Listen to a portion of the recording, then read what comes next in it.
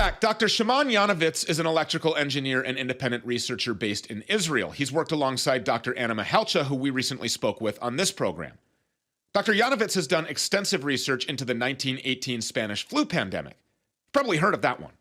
Officially, at least, it's the deadliest flu pandemic in history, claiming as many lives as 100 million worldwide. But Dr. Yanowitz has argued that the pandemic was actually caused by something else: bacterial injections meant to prevent meningitis.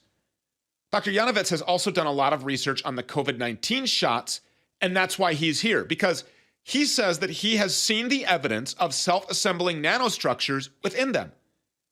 He's also seen signs of these nanostructures appearing even in the blood of the unvaccinated. We have a lot of questions that we want to ask about that, and to that end, Dr. Yanowitz joins us now. Sir, thank you so much for coming. We appreciate you being here. Thank you so much, Stu, for having me. So I've reviewed some of these slides that we're going to show to our audience.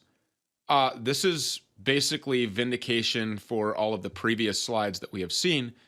It is your belief that what you're seeing here is self-assembling circuitry or nanostructures of sorts. It's not a matter of belief, Stu. That's hard evidence that we have. And we can also see different kind of structures self-assembling. One could be perhaps described as electronic circuitry, and the other could be described as synthetic worms and ribbons and filaments that are obviously assembling inside of people's bodies, where that's not very good, is it? No, it's not good at all. So have you seen these things moving, and is there anything that impacts their movement? Well, when I first looked at the vials upon thawing, I could see the self-assembly actually moving under the microscope. Now, some of the more elaborate structures that we see later come from glass slides of vials that have been standing for a while and had the chance to develop further, and then these things are rather still. But I guess we have the knowledge that with the right temperature, which is body temperature, as opposed to room temperature when you look at under the microscope, they could be moving. And we have evidence that not only are they moving, they also go to the skin, where they could shed to other people upon skin contact and so on. This is not very good, Stu. Dr. Yanowitz, you're an electrical engineer. What kind of circuits is it that we're looking at here? What is their function? What are they doing to the people that have received this inoculation? Well, it's difficult to tell the exact nature of electronic circuit just by looking at it.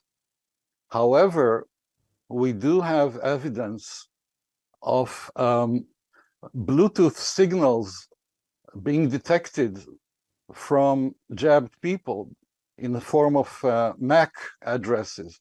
So we know that there is some kind of interaction between these circuits and electromagnetic radiation to be able to transmit this kind of signals. And so where did you find these Bluetooth signals? How did you discover them? Well, this is an ongoing work of many people around the world, not of mine particularly, although it's very easy to detect. All you need to do is enable this on your smartphone and step into a room full of jabbed people and just scan for Bluetooth devices, and you're sure to get a lot of interesting results. So many people all over the world have been replicating this. There have been reports on Telegram of individuals who have gone to graveyards, to cemeteries, and have approached the more recent grave sites, and they are receiving a Bluetooth signal from the grave sites. Whereas if you go to people that were buried previous to this rollout of this bioweapon, artificial intelligence injection, these parasites and self-assembling nanostructures and circuitry that are indisputably inside of these vials and now inside of the bodies of people, They don't emit anything because, of course, they were not inoculated with this particular injection.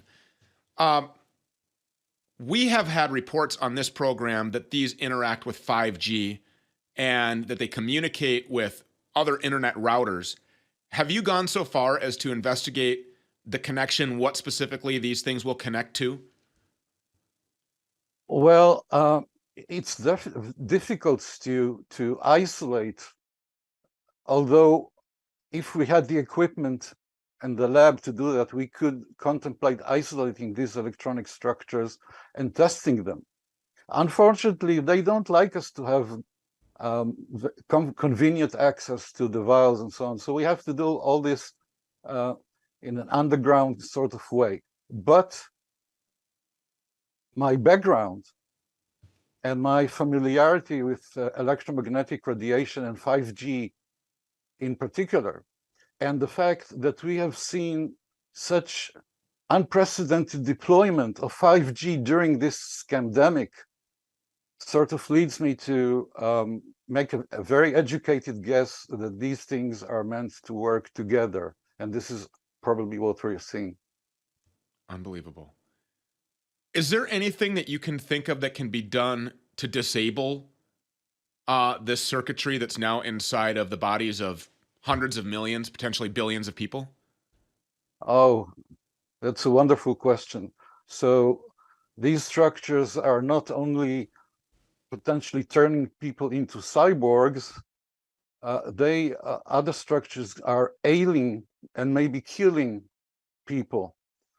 And some of the researchers, myself and my colleagues, are unwell. So we are desperately looking for ways to kill these structures, and this is ongoing. Obviously, they were not, their desire was not to make these things easy to get rid of.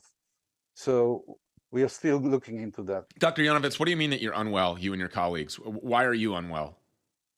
Well, because when we look at our own blood, not all of us, but quite a few researchers, when we look at our own blood under the microscope, and I'm unjabbed still, right? Yeah. So why do I find such nanotechnology structures in my own blood? And So obviously, you're saying that just by merely being exposed to the substance that's inside of these vials, you have now been affected, and this self-assembling nanostructure circuitry type artificial intelligence is inside of you? it probably happened before I started looking at the material from the vials. Probably there are two ways I can think of. One is encounter with jabbed people, and I have good reason to assume that this is shedding through skin contact.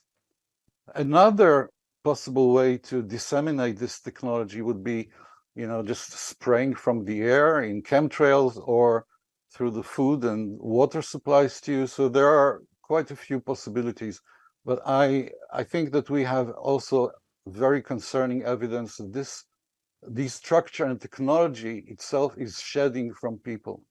If you're a viewer of this program and you have not seen our recent interview with Karen Kingston, we suggest that you go to Rumble and look up the Stu Peters Network and find the most recent talk that I had with Karen Kingston, who exposed and proved with patents and other materials, always brings the receipts, that what we're seeing here in what this